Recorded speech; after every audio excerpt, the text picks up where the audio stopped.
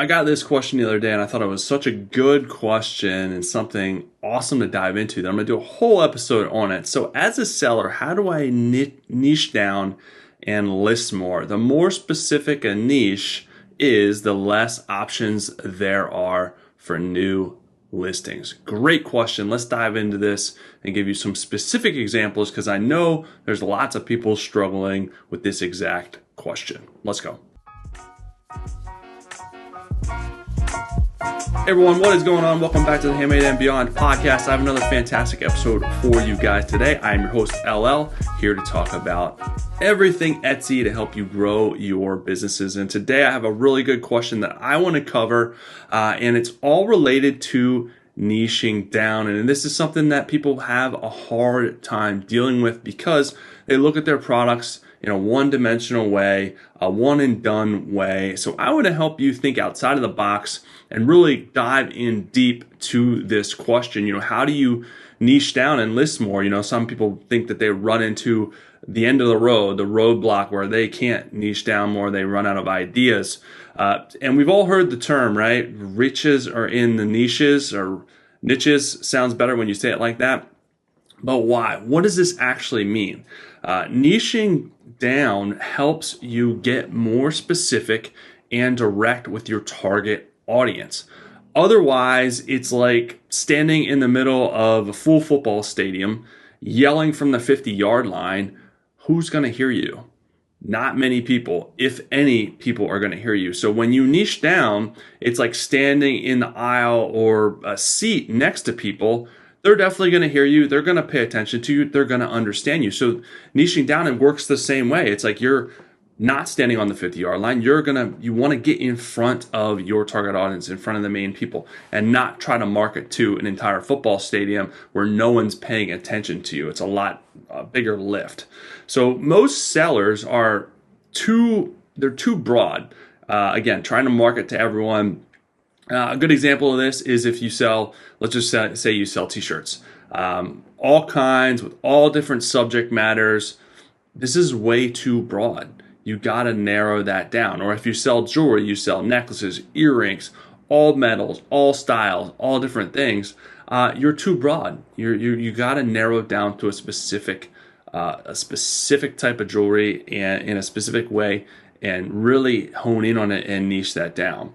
The first step really to this is figuring out what you want to focus on based on what you're actually interested in. That's first step, because you don't want to do something you're not interested in. You're not going to lose interest, and you're never going to stick with it, and you're going to quit, right? We don't want that. So that's the first step, but you also have to pay attention to demand and offer something that there's a demand for. People are looking for, people want to buy. So those, in combination of two, that's really a winning combination. You're interested in it and there's a demand for it, and that is the recipe for success with growing your business. So let's take the first example, which is t-shirts. This is a good example because it's what I do. It's my primary Etsy shop. I've been doing it for years, selling graphic tees. So this is your broad niche is t-shirts.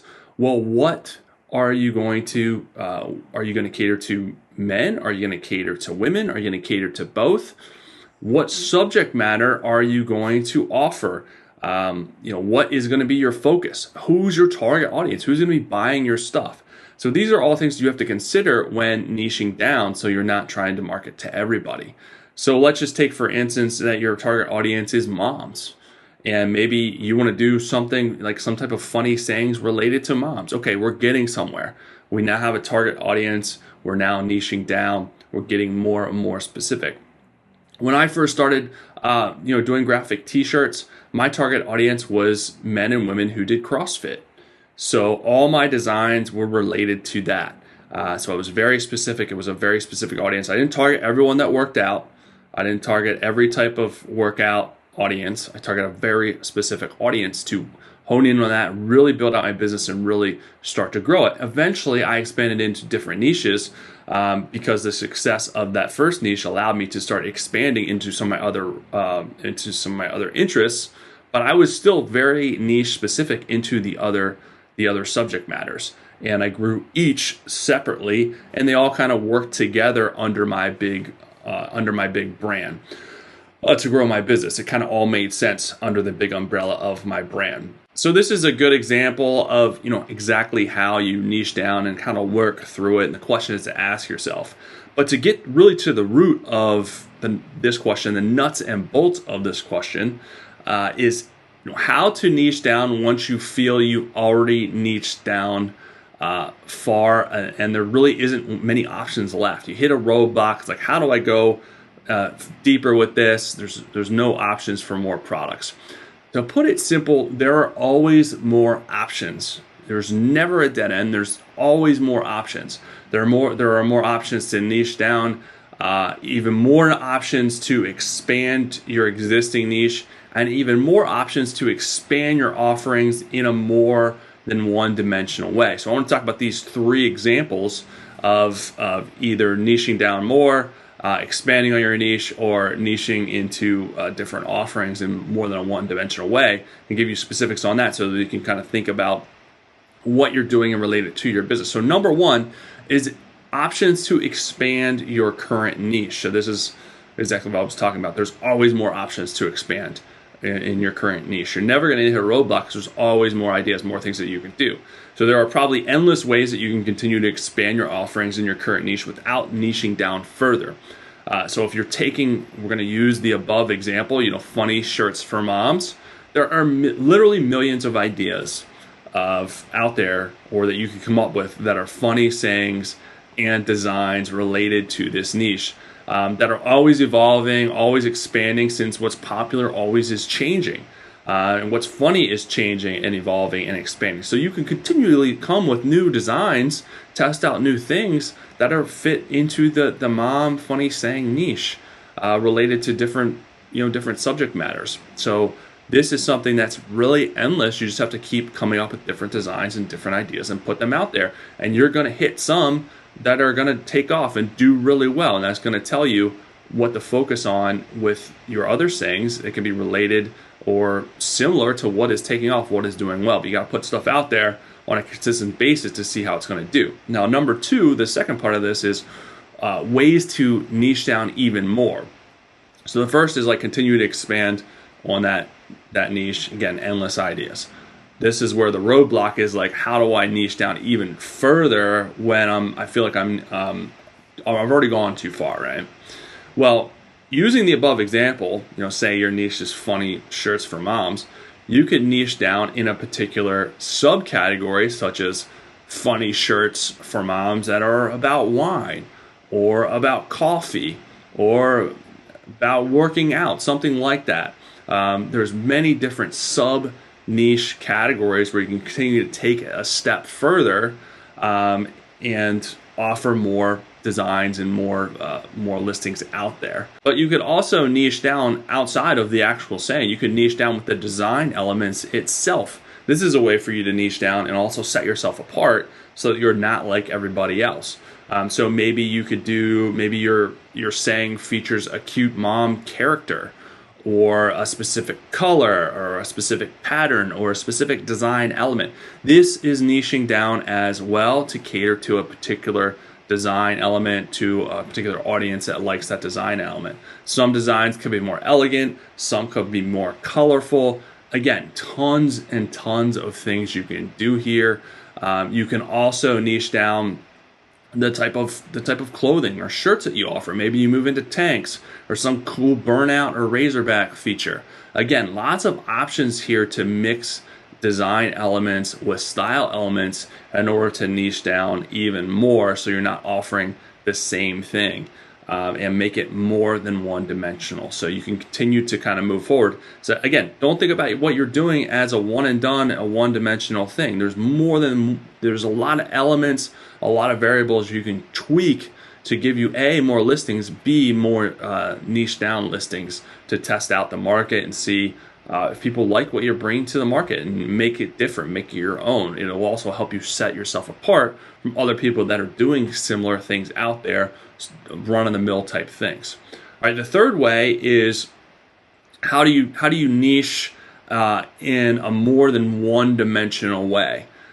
So think about how you could niche your creations or your designs into other product offerings. So this is a way to kind of niche down, but also expand. So it's kind of a combination of both of the things that we were talking about before. So you could put your funny mom sayings on different things like mugs, wine glasses, keychains. So think about your target audience and what they would want. Funny moms, or not funny moms. Maybe the moms are probably funny. You got to have a sense of humor being a mom, I'm sure. But so just think about it. If your target audience is moms, what also would they like? Would they want, a Stanley cup holding water with a funny saying on it that you also have on a shirt? Maybe they don't want that shirt. Maybe they want a cup for when they go to the gym or they go on a walk with the stroller. Maybe they want a fanny pack that helps them keep their stuff.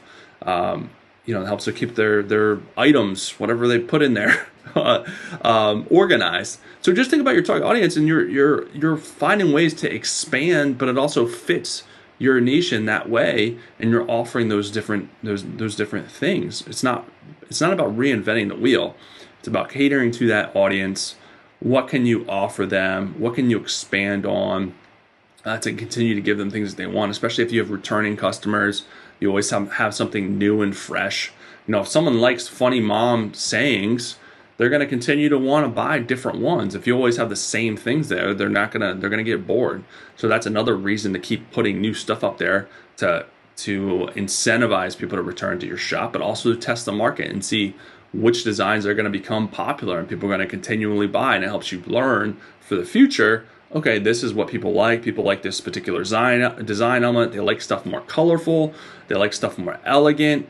It helps you narrow in, and then you find out what people are liking, what people are buying. Then you expand. You expand what you're doing. You test it with the other different subject matters, the other ideas that have those same design elements on them. So that is how you continually niche down. And when you think you've hit a roadblock, those are the different, more than one-dimensional ways to look at what your niche is, how to niche down even more, to get even more specific, to test the market, but also to expand. A lot of people think that when you're niching down, you're getting smaller, but you can it's like a reverse funnel. Your funnel is like this, and then you're getting smaller, but then you're starting to expand out based on what you're finding and your target audience, and you're starting to expand into what's working more and bring that out to your audience. So that is how you do it. Hopefully that helps you guys out if you're stuck on this particular thing, which a lot of people do get stuck on it. You have to kind of rack your brain and trying to think of new stuff, but it's not as hard as you make it out to be. So try these things. Go back and re-listen to this episode if you need to kind of recalibrate or you forget the things that I told you. This is a solid plan for helping you guys expand your niche and niche down as well. Also, I'm going to leave you with, if you haven't downloaded my free Etsy SEO Success Guide, make sure you guys get that. Download, it's free. 20-some pages of amazing gold nuggets, ideas, and best practices on how to grow your business and use these SEO strategies. Sounds hard, but it's not. It's very simple stuff. You just have to basically use the best practices to grow your business. You guys can get that at handmadeandbeyond.com/Etsy SEO Success. That's it for this episode, guys. I'll be back soon with another good episode for you guys. Have an amazing rest of your day.